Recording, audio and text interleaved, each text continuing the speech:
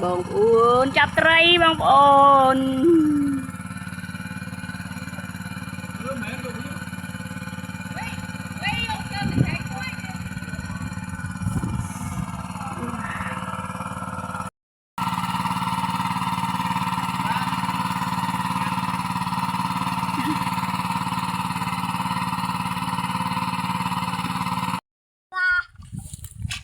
lúc làm sao không mình tạt đau nè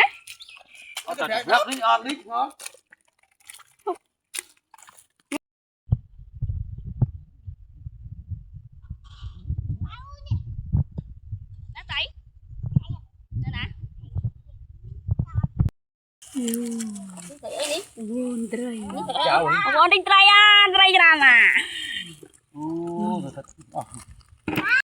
Thôi mà một ơn thôi mà. Thầy xài thòm chiết Để đi em xem. Rồi đây bông ơn này bông ơn trong tinh thể mà tem nhóm ba nè. Nè thầy xài tập bom bi hài.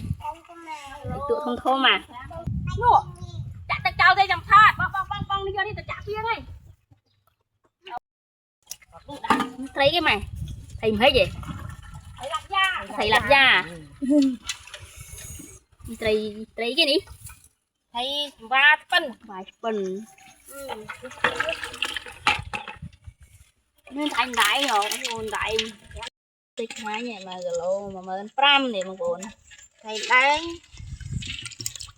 đánh mơn chạm đây thôi mà một ơn thôi mà thầy xài thòm chiết để đi em xem